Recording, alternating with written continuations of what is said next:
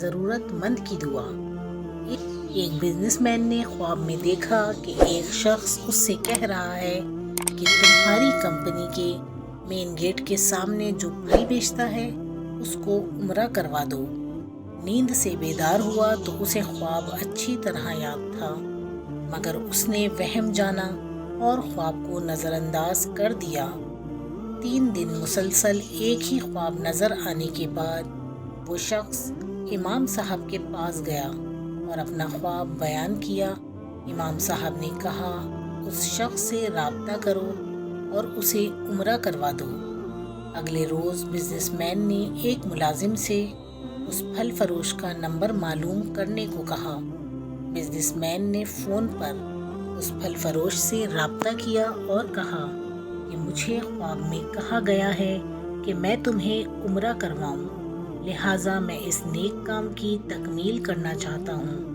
پھل فروش زور سے ہنسا اور کہنے لگا، کیا بات کرتے ہو بھائی، میں نے تو مدت ہوئی کبھی فرض نماز ادا نہیں کی اور تم کہتے ہو کہ تم مجھے عمرہ کروانا چاہتے ہو۔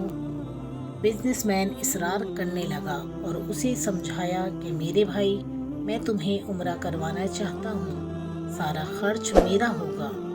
خاصی بحث کے بعد آدمی اس شرط پر رضامند ہوا کہ ٹھیک ہے، میں تمہارے ساتھ عمرہ کروں گا، مگر میرے تمام اخراجات تمہارے ذمے ہوں گے۔ وقت مقررہ پر جب وہ ایک دوسرے کو ملے تو بزنس مین نے دیکھا کہ واقعی وہ شکل و صورت سے کوئی اچھا انسان نہیں دکھائی دے رہا تھا۔ اس کے چہرے سے عیاں تھا کہ وہ نماز کم ہی پڑھتا تھا۔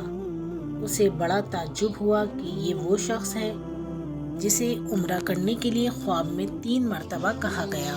دونوں مکہ مکرمہ عمرے کے لیے روانہ ہو گئے۔ میقات پر پہنچے تو غسل کر کے احرام باندھا اور حرم شریف کی طرف روانہ ہوئے۔ انہوں نے بیت اللہ کا طواف کیا، مقام ابراہیم پر 2 رکعت نماز ادا کی، صفا و مروہ کے درمیان سعی کی، اپنے سروں کو منڈوایا۔ اس طرح عمرہ مکمل ہو گیا۔ اب انہوں نے واپسی کی تیاری شروع کر دی۔ حرم سے نکلتے تو پھل فروش بزنس مین سے مخاطب ہوا اور کہنے لگا، دوست، حرم چھوڑنے سے پہلے میں 2 رکعت نماز نفل ادا کرنا چاہتا ہوں، نہ جانے دوبارہ عمرے کی توفیق ہوتی بھی ہے یا نہیں۔ بزنس مین کو کیا اعتراض ہوتا؟ اس نے کہا، نفل پڑھو اور بڑے شوق سے پڑھو۔ پھل فروش نے اس کے سامنے نفل ادا کرنا شروع کر دیے۔ جب سجدے میں گیا تو اس کا سجدہ طویل سے طویل تر ہوتا چلا گیا۔ جب کافی دیر ہو گئی تو بزنس مین نے اسے ہلایا۔ جب کوئی حرکت نہیں ہوئی تو اسے معلوم ہوا کہ پھل فروش کی روح حالت سجدے میں ہی پرواز کر چکی تھی۔ پھل فروش کی موت پر اسے بڑا رشک آیا اور وہ رو پڑا، یہ تو حسن خاتمہ ہے، کاش ایسی موت میرے نصیب میں بھی ہوتی۔ اس خوش قسمت انسان کو غسل دیا گیا اور حرم میں ہی اس کی نماز جنازہ ادا کی گئی۔ ہزاروں فرزندان اسلام کے اس کا جنازہ پڑھا۔ وفات کی اطلاع اس کے گھر والوں کو دی جا چکی تھی۔ بزنس مین نے اس کے گھر کا تمام خرچہ اپنے ذمے لے لیا۔ پھل فروش کی بیوی سے تعزیت کرنے کے بعد بزنس مین نے کہا، میں جاننا چاہتا ہوں کہ تمہارے شوہر کی ایسی کون سی عادت یا نیکی تھی کہ اس کا انجام اس قدر عمدہ ہوا اور اسے حرم میں سجدے کی حالت میں موت آئی۔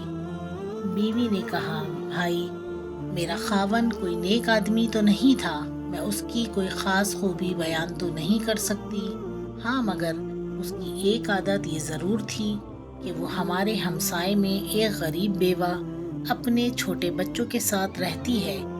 میرا شوہر روزانہ بازار جاتا تو جو چیز اپنے بچوں کے کھانے کے لیے لاتا اس بیوہ اور اس کے بچوں کے لیے بھی لے آتا اور اس کے دروازے پر رکھ کر اسے آواز دیتا، اے بہن، میں نے کھانا باہر رکھ دیا ہے، اسے اٹھا لو۔